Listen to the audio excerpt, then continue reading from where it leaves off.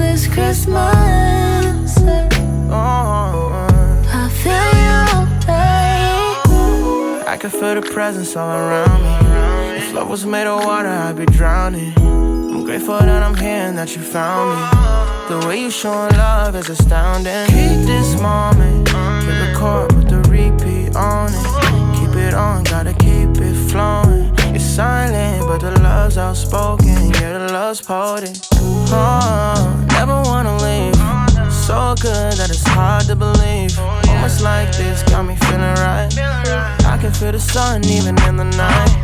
'Cause I am surrounded by all the people I love. There's no reason to cry, 'cause I know that you will hold us. Oh, I feel you this Christmas.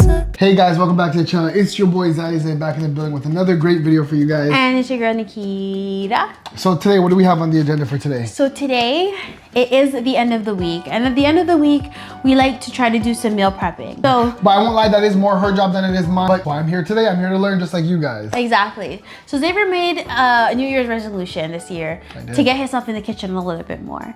And that includes our food and baby boy's food. As you know, we are a new family. We just had our first child, which is our baby boy, Zion, 6 months ago. And I think it's great for men and women, of course, to take pride in doing the things that you don't normally do. For me, in my case, I don't normally cook, right? But I don't ever want there to be a time when Nikkida goes out, she's having fun with the girlies, and it's my responsibility to prepare dinner for my son, and my son feels like he's now without because mom isn't around. So my New Year's resolution is to not just learn how to cook, but enjoy cooking.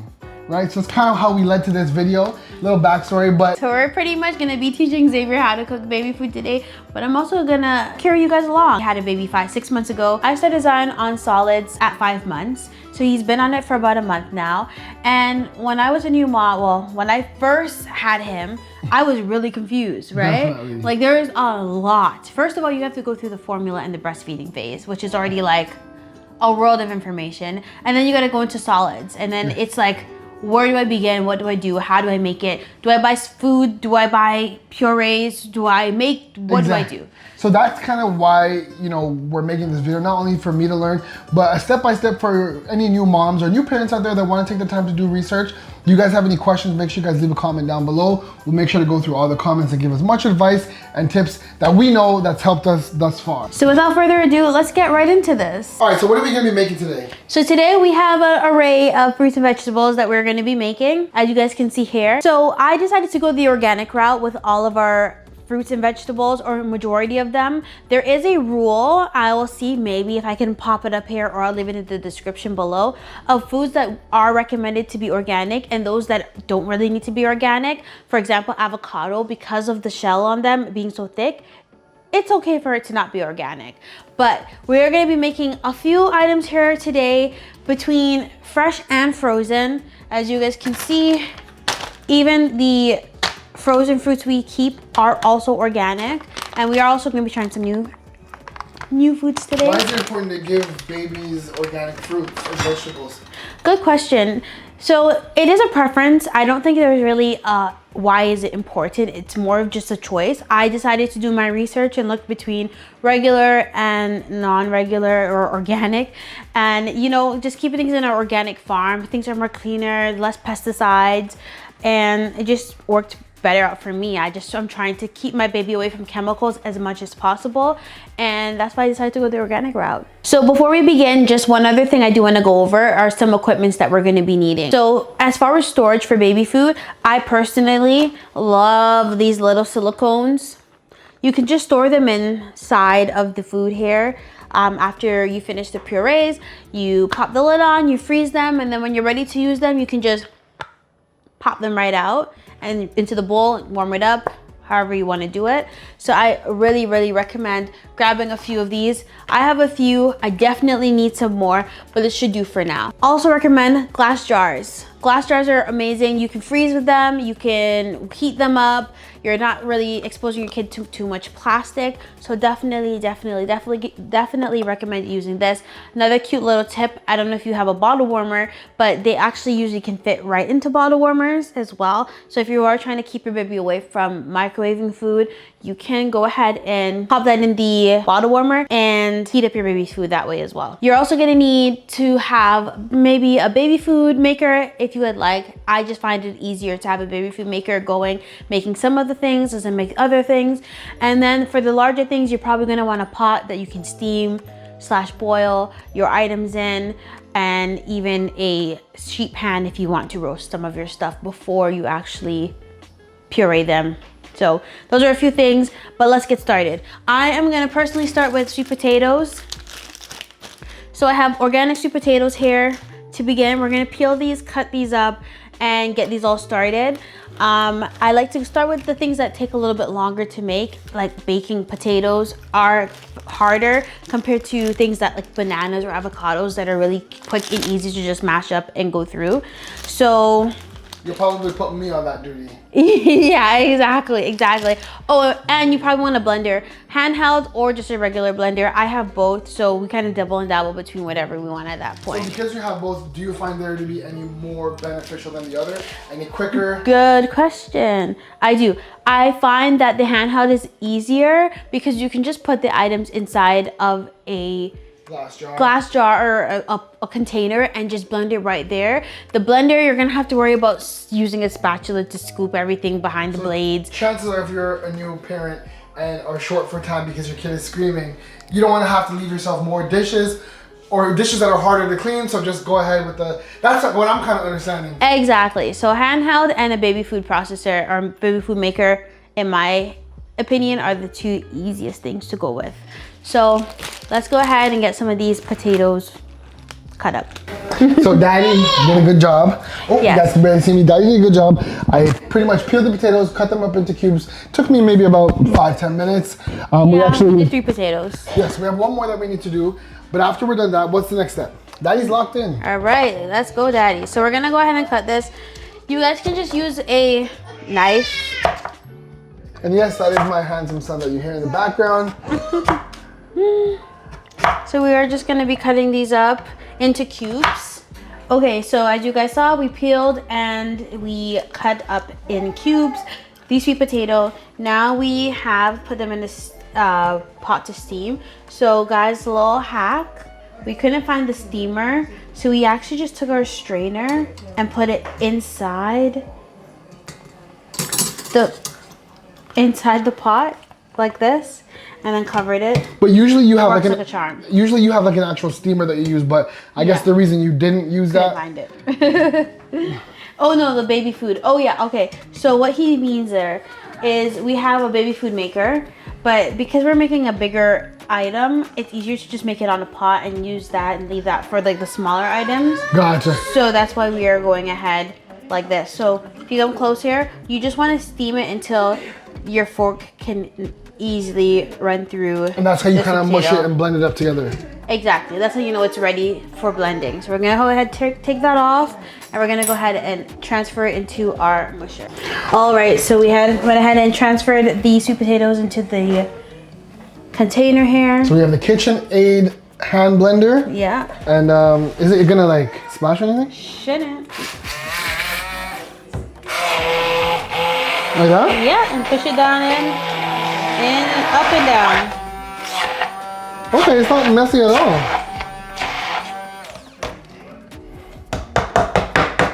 All right, so Zavier's gonna go ahead and finish pureeing the rest of the sweet potato. I'm gonna go ahead and get ready for the next item. Okay guys, so this is what we were talking about, why I like the handheld machine. I can literally just scoop it off like this, tap it off the machine, and it's good to go. Way easier to clean as opposed to a whole blender. A blender, exactly. So now you can use a spoon or you can use a spatula, whatever is easier for you. What we're gonna go ahead and do is transfer it into our little silicone here. So these silicones are 1 ounce each, which Zion eats about 2 of them. So usually 3 potatoes will give you how much? 3 sweet potatoes will give you enough to fill like one whole of these? Maybe about 2 of these. 2. Okay, so Xavier is currently storing the sweet potato. I'm gonna go ahead and go on to the next item. So we are going in with green peas today.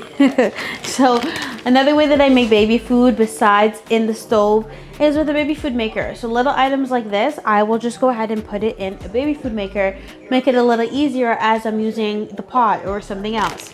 This will probably last us up until we're done with pureeing and it's time to go ahead and actually give him actual food. String. And to make sure that the baby enjoys it, a quick taste test for you guys.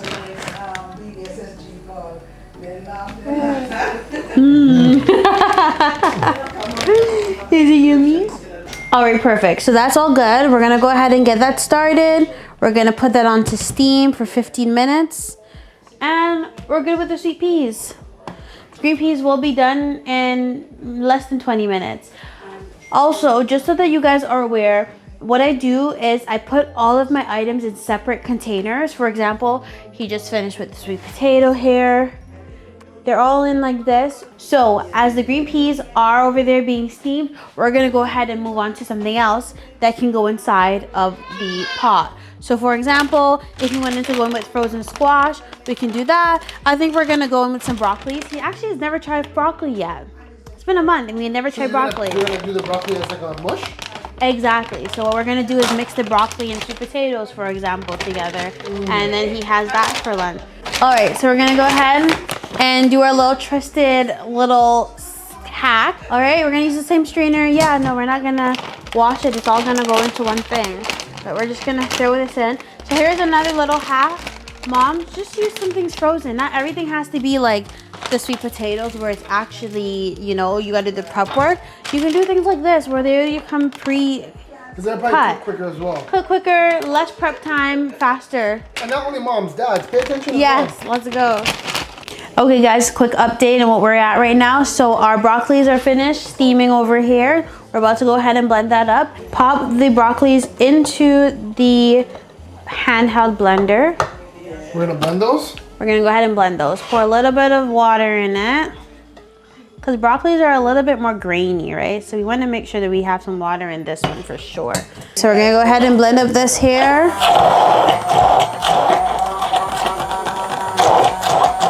That's pretty much finished.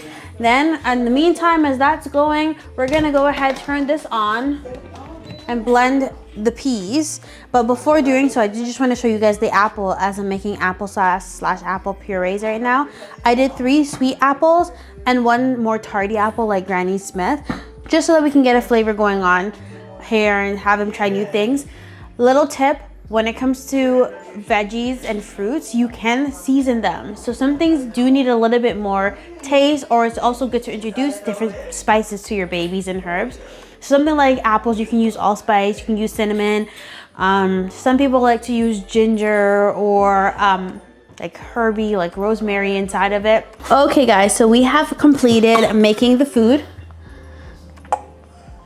He's going through a fake cough phase. It is what it is. So we finished making the food. Fake cough phase again. You know how babies do fake. Can we talk now? It's like we're like best friends. He's like. Okay guys, so we finished making the baby food, all right? So here we are. This is about 1 month worth of baby food. So we have the sweet potatoes that are in there. And here we have half sweet potatoes, half broccoli. Then we have peas and applesauce. We got some more applesauce. We got some more sweet potatoes. So pretty much what we would do is pop these in the freezer. And then when they're done freezing, we will go ahead and pop them into Ziploc bags, label them, and with the date. Sorry. Label them with the date. That way we can know how long they're good for. Again, 6 months in the freezer, 2 days in the fridge. And just so you know, he likes it. My hands are clean. Let's see, taste test. Papa, you want some? Look, Papa. No, he makes his face up like that for everything he eats. It's his way of like thinking if he likes it. You want more? I think we need to put a little bit of cinnamon on this. It'll help bring out the applesauce taste. So yeah, guys, that takes us to the end of this video. Remember, you can always read a book. I definitely read a book. I think it was the organic baby food book to know what I'm gonna make and how to make food. And that's pretty much it. We're gonna go ahead and freeze these now. Let them cool, freeze them, and Zion's gonna eat the rest of that applesauce today, right? Yes, he is. Thank you guys so much for tuning in. If you guys like these types of videos, educational, I definitely learned a lot. Now I know I can trust myself to make his food if you ever decide to leave the house for too long.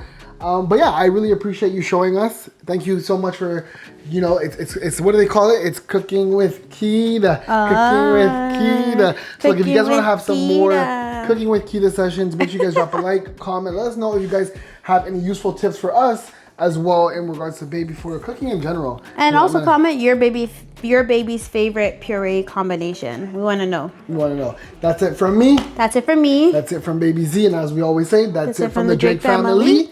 See you guys in the next one. Peace.